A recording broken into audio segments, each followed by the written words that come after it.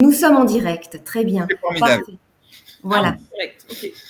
Alors, bienvenue. Donc, je disais effectivement bienvenue à tous ceux qui nous rejoignent pour cette rencontre autour de la célèbre série des albums de Cornebidouille.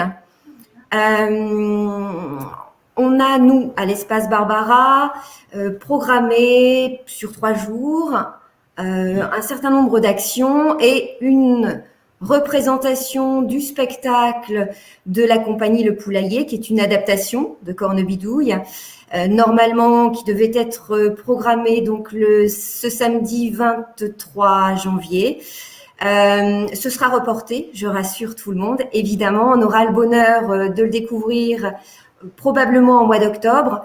En attendant, dans la continuité des actions et de la lecture théâtralisée qui a eu lieu au centre de loisirs aujourd'hui, on vous proposait tout simplement une rencontre avec Pierre Bertrand, qui a eu, je l'en remercie, qui a répondu à notre invitation. Il y a la compagnie Le Poulailler avec Émilie Géva, voilà, qui est la directrice artistique de la compagnie, et Samuel Savreux qui réapparaît, c'est parfait, très bien. Merci en tout cas à vous tous.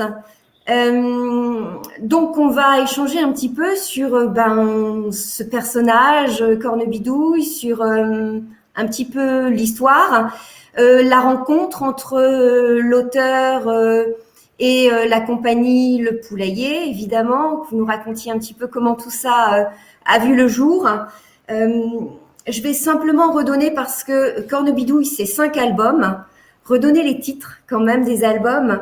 On a le premier, je crois, si je me trompe pas, Cornebidouille. Le deuxième, qui est La Vengeance de Cornebidouille. Ensuite, Cornebidouille contre Cornebidouille. Gloops, j'ai avalé Cornebidouille. Et enfin, non, Cornebidouille, pas mon doudou. Voilà.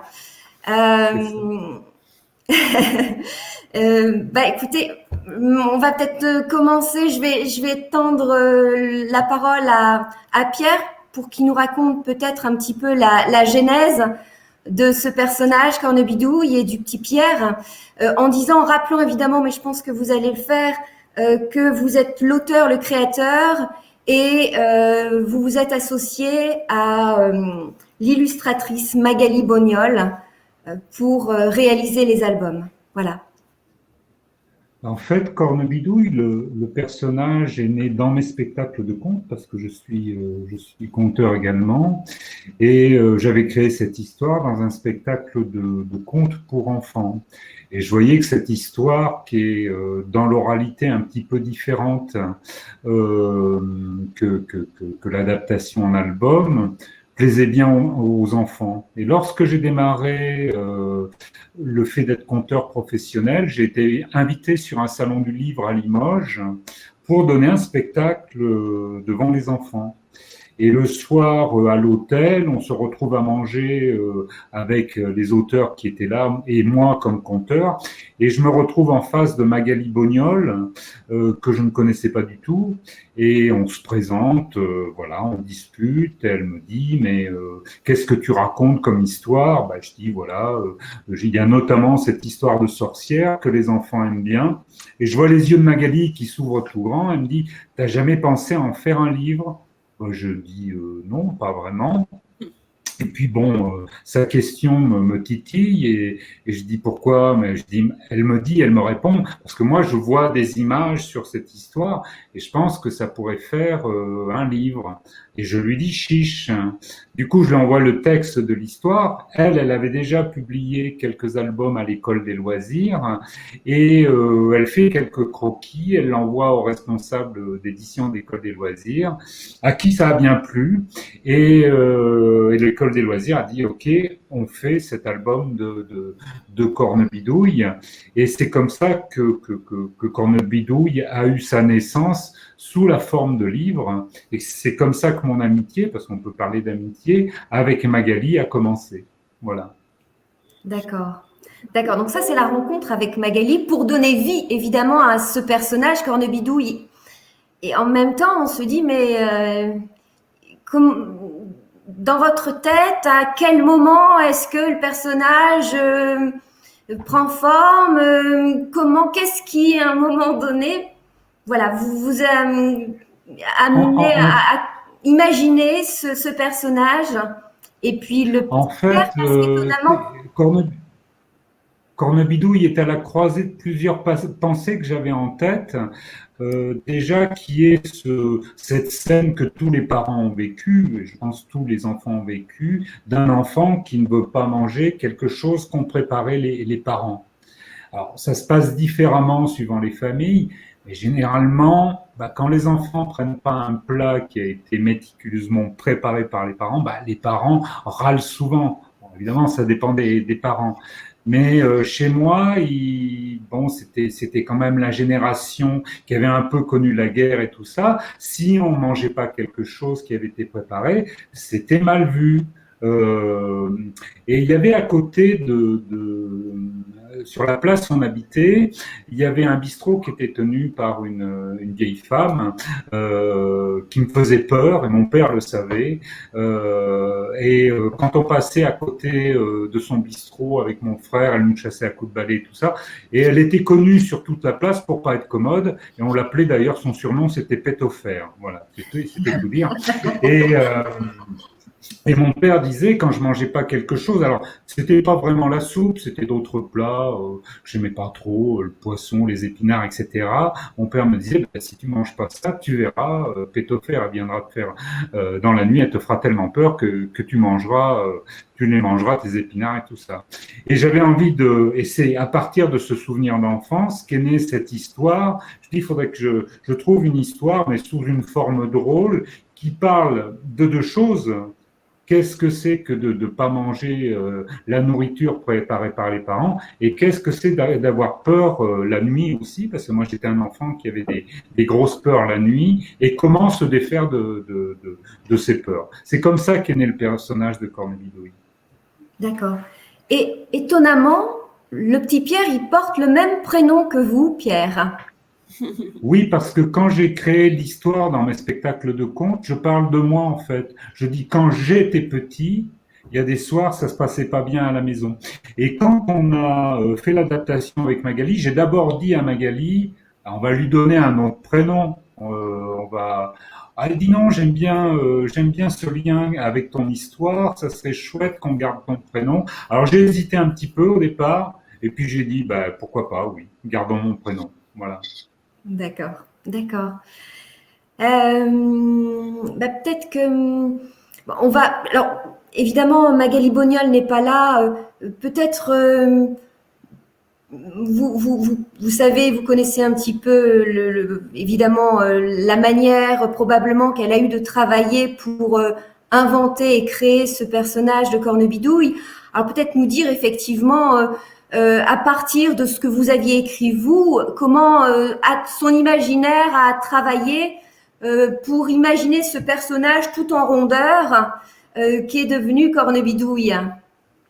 Ça a été d'abord une grande surprise parce que quand Magali m'a donné les premiers croquis de Cornebidouille, c'était pas du tout ma représentation imaginaire. C'est-à-dire que ma première représentation imaginaire de Cornebidouille, c'était au contraire une femme plutôt sèche, plutôt avec des grands bras. Et elle a dit, mais c'est quand même, si on fait un album ensemble, ça s'adresse aux petits, et j'ai peur que la représentation imaginaire que tu en as dans mon dessin soit un peu trop impressionnante pour les enfants. Et du coup, elle a créé ce personnage complètement rond, avec un gros popotin, une grosse poitrine, mais très élégante quand même, parce qu'elle a un petit sac, un chapeau, voilà, je veux dire, c'est pas n'importe quelle sorcière, quoi. Et il m'a fallu un certain temps, mais pas longtemps en fait, pour adopter cette création graphique qui maintenant a modifié moi mon imaginaire du coup. Je ne peux plus me représenter Cornebidouille maintenant quand je la raconte comme ça dans les spectacles de contes, comme je me l'imaginais avant. Voilà. Et je crois elle a eu raison. Elle a eu raison de la faire tout en rondeur. Parce que Cornebidouille, elle est menaçante, elle peut avoir des propos très agressifs, mais en même temps, dans ses rondeurs et tout ça, elle a quelque chose, je dirais pas qui rassure, mais elle a quelque chose qu'on aime bien, je crois. Ouais, tout à fait. Elle est drôle, en fait. Elle en a fait une représentation très drôle. Absolument. Parfois même jusqu'un petit peu au ridicule, en fait. Oui.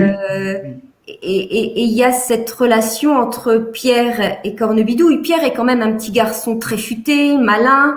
Est-ce que c'est, pour vous, c'est cette idée aussi, cette volonté en tout cas de parler des façons qu'un enfant peut avoir de conjurer un petit peu la peur.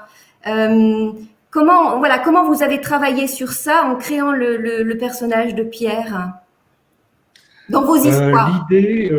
L'idée en fait euh, qui était importante pour moi parce que j'ai eu beaucoup de retours de parents qui disaient mais on n'est pas d'accord avec votre histoire parce que cet enfant est tout puissant, il veut pas manger sa soupe et finalement il la mange pas, vous contestez l'autorité parentale. J'ai eu des retours, j'ai encore des retours comme ça.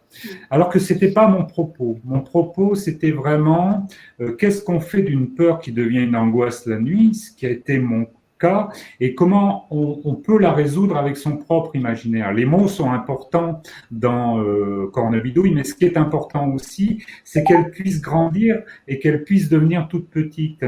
Et pour moi, Cornebidouille, c'est une sorte d'éléphantasme, c'est-à-dire que elle signifie, elle représente une peur qui peut devenir énorme, mais qu'on peut conjurer, alors effectivement par la ruse,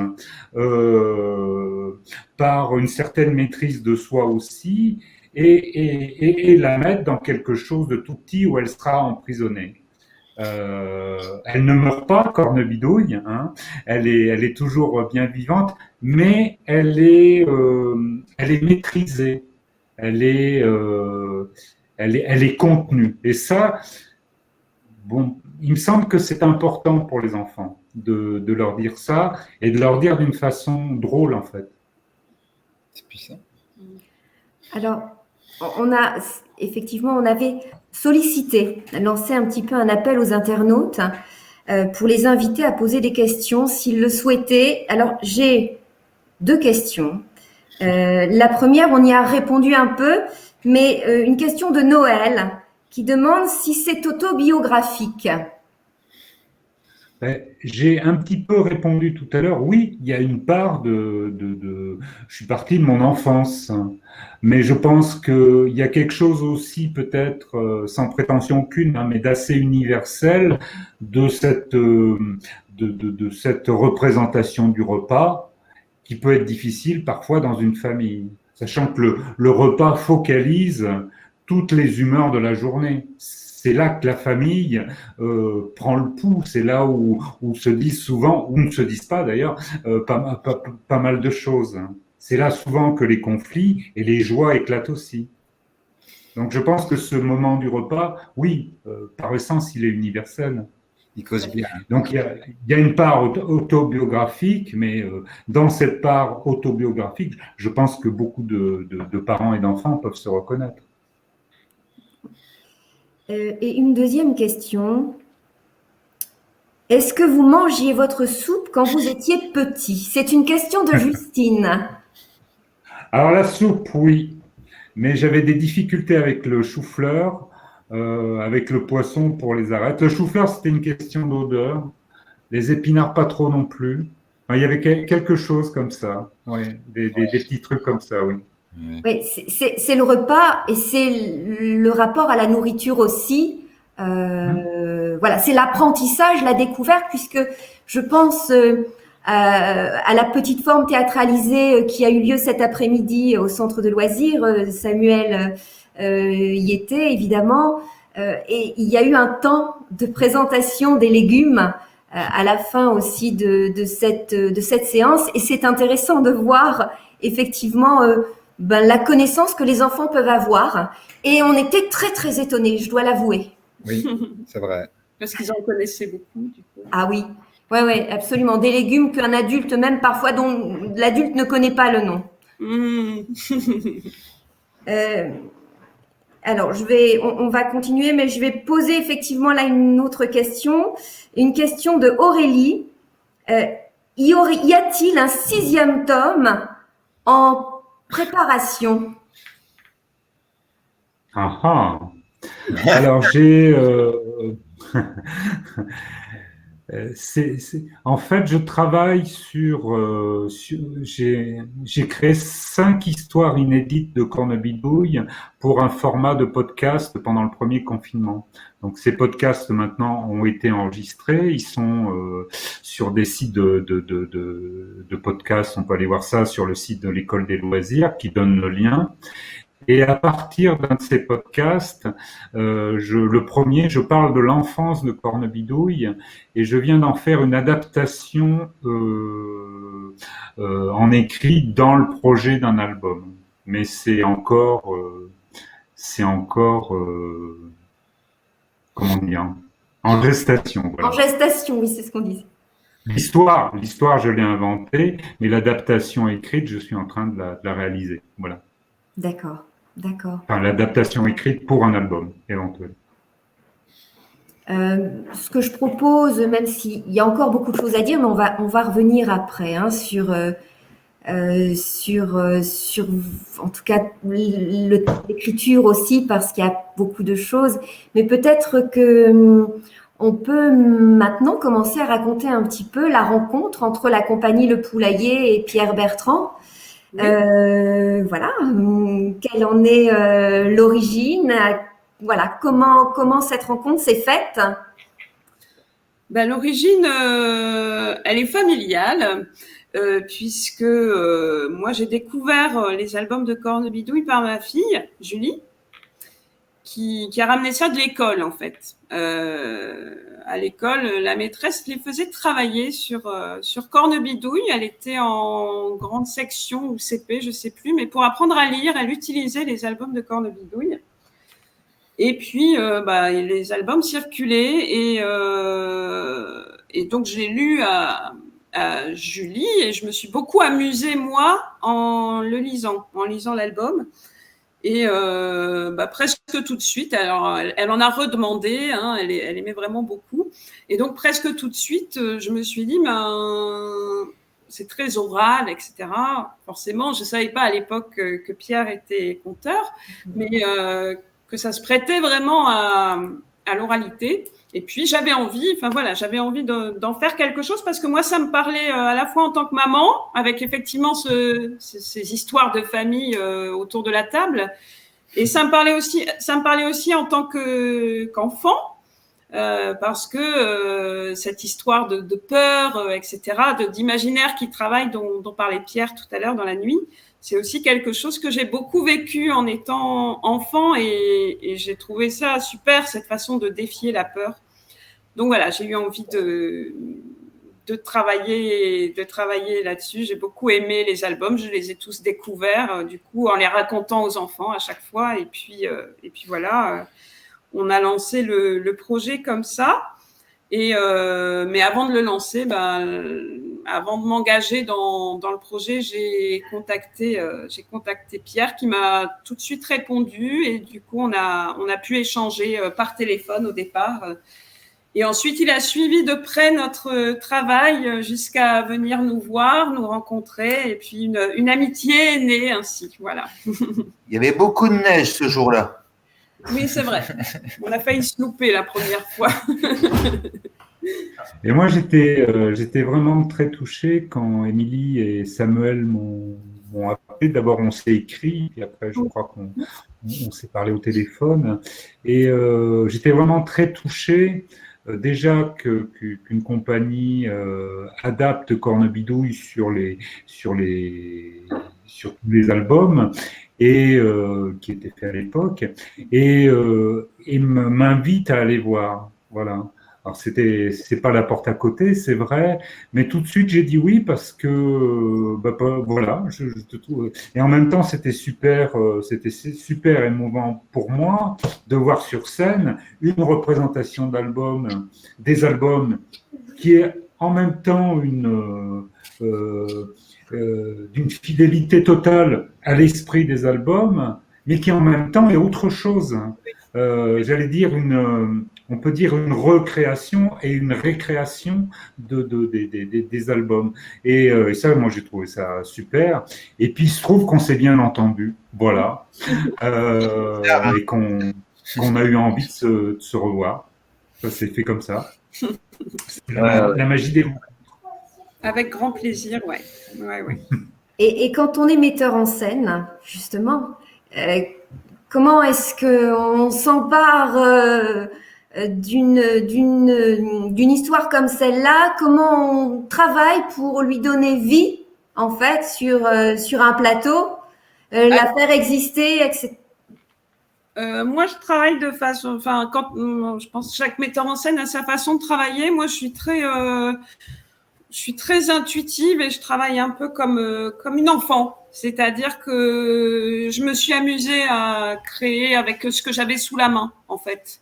Et puis, j'ai pas, dans le premier temps de travail, qui correspond un peu à la lecture finalement théâtralisée que vous avez vue, ça a été notre premier temps de travail.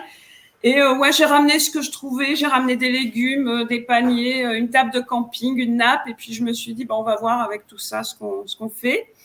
On a été rencontrer aussi des lycéens, on leur a demandé de raconter des souvenirs de choses qui leur faisaient peur quand ils étaient petits. On a fait rimer ça avec Cornebidouille, un peu comme dans le jeu La mystique grouille de Cornebidouille. Et puis voilà, on a expérimenté des choses avant de créer. Mais moi, j'avais envie que ce soit très ludique, en fait. Et puis, effectivement, aussi qu'on se l'approprie, pas que moi, aussi les comédiens, qu'on joue un peu avec tout ça et qu'on voit comment on peut recréer l'histoire avec les moyens du bord. Et pour moi, il fallait vraiment que les comédiens soient aussi des grands enfants, pas seulement Pierre, mais aussi les autres. Et c'est aussi ce qui ressort dans le spectacle, je pense. Oui, tout à fait. Et c'est aussi le plaisir des parents qu'on peut avoir en tant que parent à raconter l'histoire à son enfant, parce qu'on se prend au jeu et on se prend au jeu de prendre différentes voix, etc., d'incarner les personnages de façon furtive. Mais voilà, ça, j'avais vraiment envie que ce soit présent. Donc après, ça s'est écrit forcément un peu plus dans ma tête. Après cette première étape de travail, ça s'est un peu plus construit. Mais j'avais envie qu'il y ait cette impression d'improvisation quand même, quoi. Enfin, de quelque chose qui s'invente. Du plaisir de raconter l'histoire avec les moyens du bord. Et Pierre racontait effectivement le plaisir qu'il a eu de découvrir le spectacle. Mais qu'en est-il justement du public et des spectateurs qui eux-mêmes, parce que c'est vrai qu'on se raconte sa propre histoire quand on lit l'album. Oui. On s'invente. Il y a effectivement les images, mais on se projette aussi d'une certaine manière. Et j'aimerais bien savoir effectivement comment les spectateurs, le public, les petits, les grands, comment ils réagissent quand ils découvrent le spectacle. On peut se le dire, ça marche plutôt pas mal. Ils reviennent le voir. Ils reviennent le voir et on a des spectateurs qui l'ont déjà vu 5 fois parce qu'ils prennent un pied fou à s'amuser de cette sorcière et à défier aussi encore une fois cette peur ou à se l'approprier au juste. Et tant les enfants que les grands. Parce qu'il faut dire que le premier album de Pierre, il a été écrit en 2003, c'est ça, hein, Pierre Cornebidouille 2001. 2001, tu vois. Bon, j'accorde la marche. Après, tu as pris ton temps. Hein. Tu as pris ton temps un petit peu pour le deuxième. Là, ça s'accélère. Bon. Je pensais, pour compléter, excuse-moi, je te coupe, mais je pensais à ce que vous disiez de l'adresse aux parents, aux adultes, Et je trouve que dans l'adaptation qui a été faite par la compagnie, il y a beaucoup de clins d'œil aux adultes. Oui. Il y a des clins d'œil cinématographiques aussi. Enfin, je veux dire, dans Cornebidouille, Cornebidouille, quand elles sont deux, il y a un clin d'œil au parapluie de Demoiselle de Rochefort, ouais. voilà, Demoiselle de Rochefort. Il y a plein de détails comme ça qui font que, évidemment, les enfants, je pense qu'ils n'ont pas ces références-là, mais de toute façon, c'est beau et c'est rigolo à voir. Mais les adultes l'ont. Donc je pense que les parents prennent autant de plaisir que les enfants dans l'adaptation que vous en avez fait. Ouais. Et c'est vrai qu'il ne rit pas forcément toujours au même moment. Il y a parfois des petits décalages où il y a des clins d'œil qui s'adressent plus aux parents et voilà. Donc, effectivement. J'ai souvenir d'une représentation dans une petite salle des fêtes à Étinem, dans la Somme. Improbable parce qu'il n'y avait pas de boîte noire, etc. Donc, il fallait tout faire dans cette salle des fêtes-là. On a un technicien héroïque. Quentin hein, il doit être à l'écoute. Quentin, si tu m'écoutes, je t'embrasse. On t'embrasse. Et dans cette salle des fêtes-là, pour moi, c'est la plus belle représentation. Parce que les comédiens tout le monde était au taquet, le public était au taquet. Il y avait vraiment ces portes d'entrée. Tout coïncidait, les enfants, les adultes, parfois ça se croisait, il y avait des moments où leur rire se croisait et c'était très juste. Et moi j'étais dans le public, j'ai pris un bonheur fou à ce moment-là. Je dis bon, je crois qu'on sert à quelque chose. Ouais. Mais ça c'est la faute de Pierre à la base, hein, ou à Pierre, je ne sais plus comment on dit, on s'en fout. Voilà. Et il y a également des chansons qui rythment le spectacle, qui ont été composées par Julien Huet, qui est également sur scène, qui joue le papa d'ailleurs. Julien. Voilà, et qui donne aussi une ambiance particulière au spectacle et voilà, qui réunit aussi, les chansons réunissent petits et grands, on va dire. Alors, le temps passe relativement vite. Bravo. Mais oui. Apparemment, je ne sais pas si on peut prolonger un peu parce que voilà, c'est vrai j'ai cru comprendre des petites anecdotes de vos histoires personnelles qui se sont retrouvées parfois dans les albums de Pierre. Alors peut-être qu'on peut en raconter une. Et puis après, j'avais effectivement l'envie quand même que Pierre nous parle de cette langue qu'il a inventée aussi, qui est d'une richesse extraordinaire, que sont les jurons qu'on retrouve tout au long des albums. Et c'est assez merveilleux, savoureux. Alors, peut-être la petite anecdote quand même, parce que ça aussi, c'est savoureux. Mais ça, c'est savoureux et ça se passait chez les Savreux. Quel goût joli. Il y a des choses dans l'album. Il y a des choses. Bon, je peux le dire aux millions d'auditeurs qui nous écoutent. Hein. En fait, dans le dernier Cornebidouille, non Cornebidouille, pas mon doudou, on voit un moment Pierre qui plonge dans les toilettes.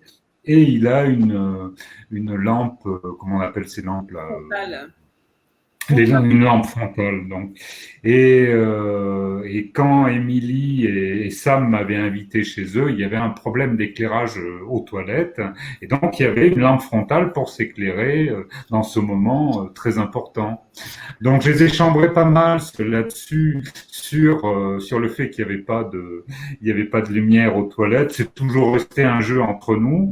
Et lorsque j'ai créé le dernier Cornebidouille, j'ai dit à Magali Bonol, l'illustratrice, et est-ce que tu pourrais faire une lampe frontale à Pierre?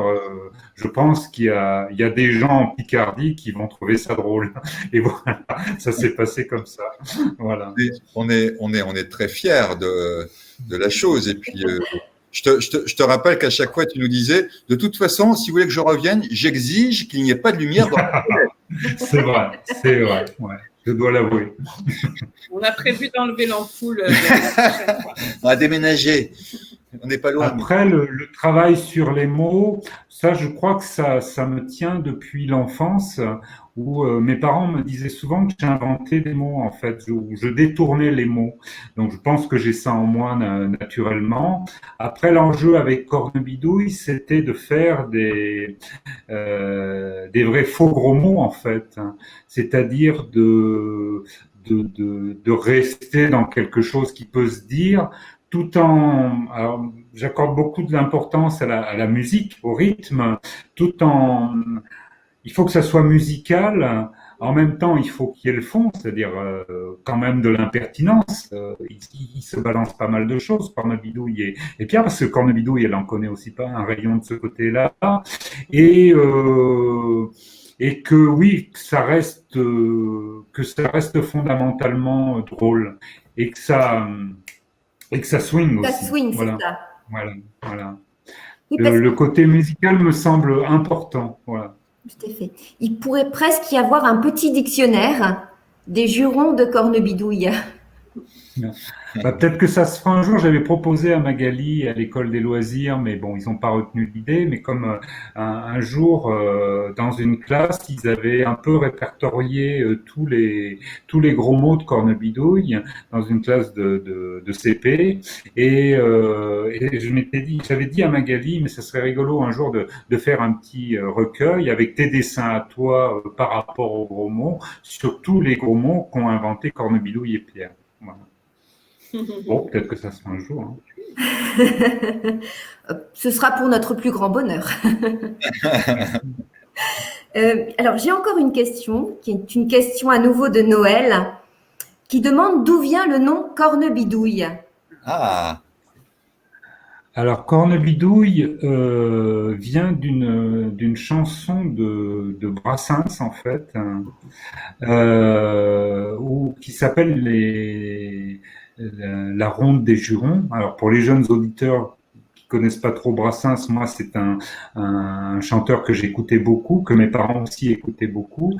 Et quand j'étais petit, il y a une chanson qui m'avait frappé qui s'appelait La ronde des jurons, où Georges Brassens reprend des gros mots qu'on disait autrefois. Et dans les gros mots qu'on disait autrefois, il y a cornegidouille. On retrouve cornegidouille aussi dans Ubu Roi, hein, où le Ubu dit souvent cornegidouille.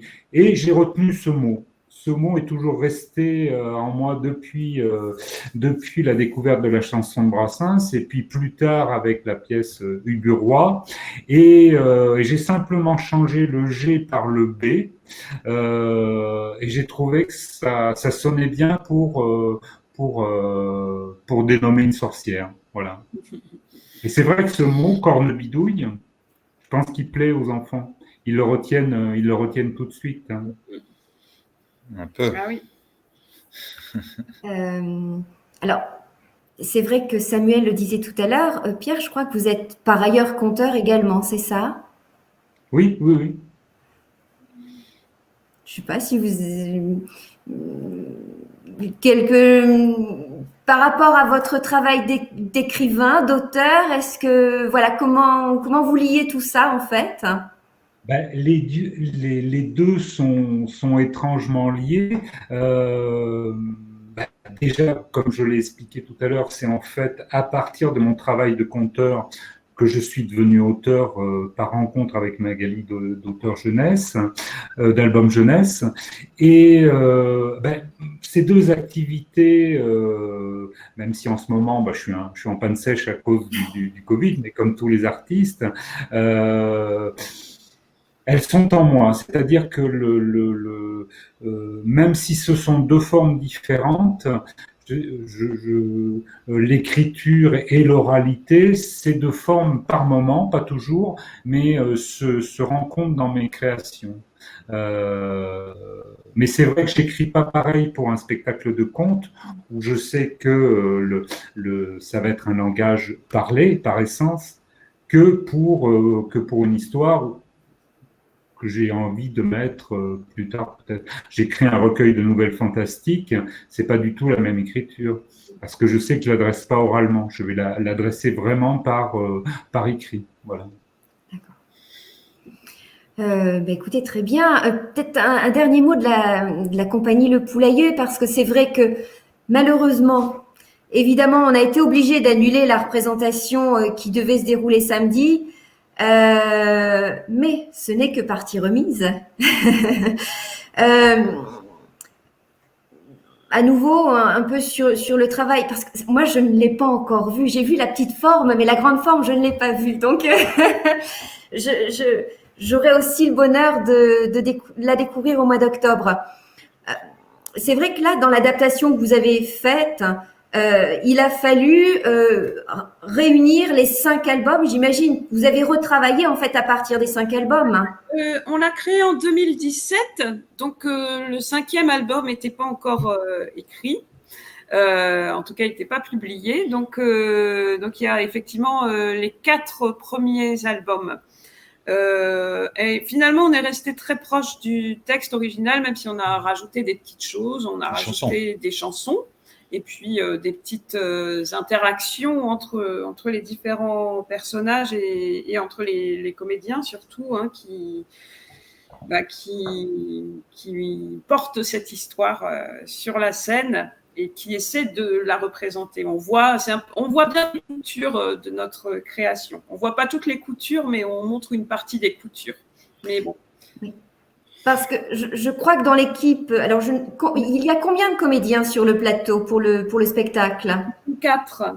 D'accord. Et il me semble qu'ils tous quasiment jouent plusieurs personnages. Il y a le rôle de Pierre qui est joué par un seul comédien. Et ensuite, effectivement, les autres se partagent les personnages. Oui. Mais moi, je voudrais faire un petit écho justement aux albums, parce que tu disais qu'elle était très bien habillée, Pierre, la sorcière, etc., avec un petit chapeau, un sac à main, etc., avec certaines couleurs. Mais c'est assez intéressant parce qu'il y a certains apparats qu'elle a, la sorcière, que l'on retrouve chez la maman, chez le papa. Comme si finalement la sorcière pouvait être aussi le papa et la maman.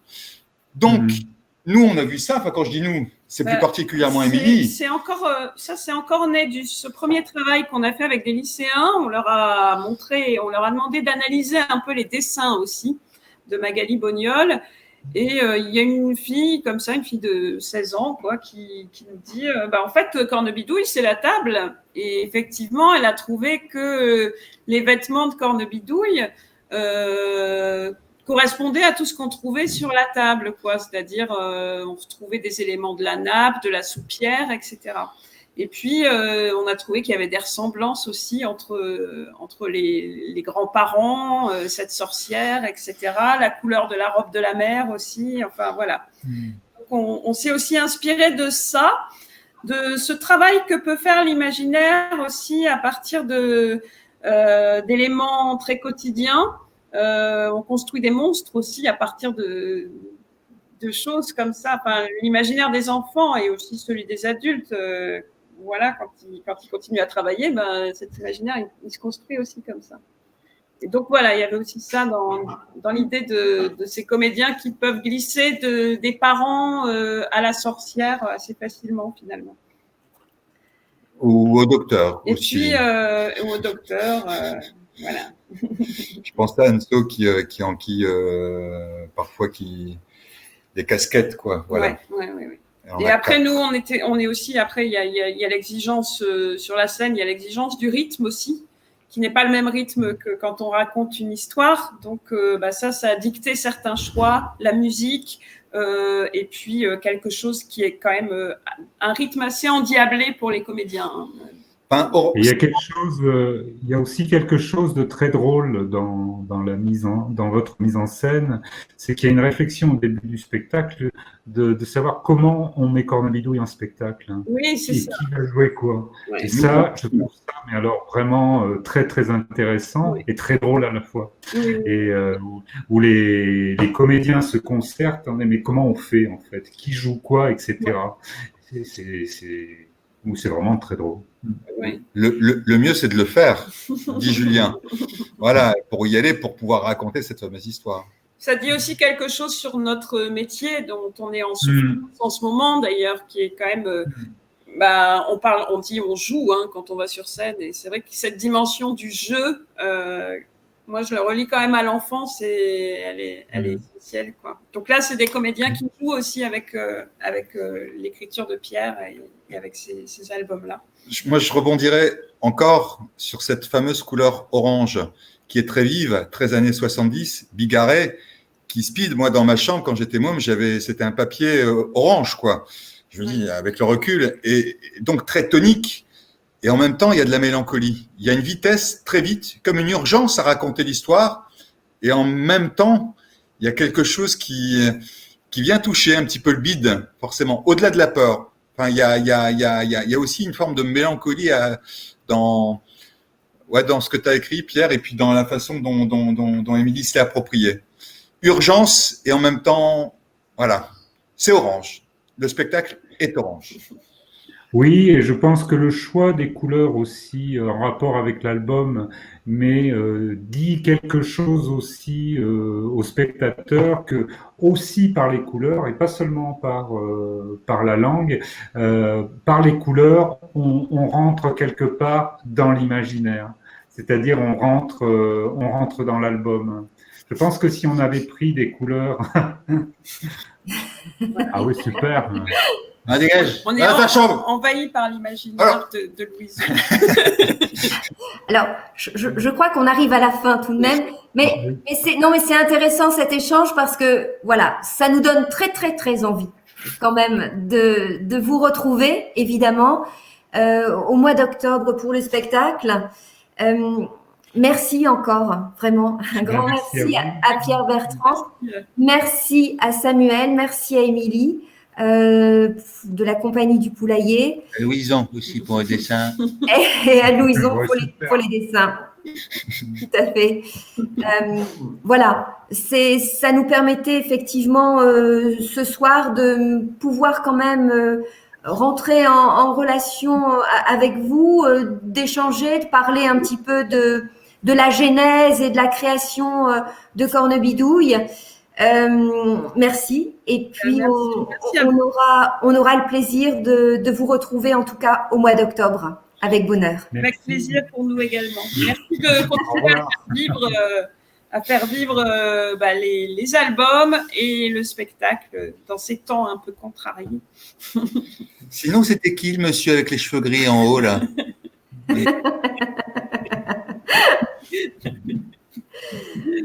Voilà.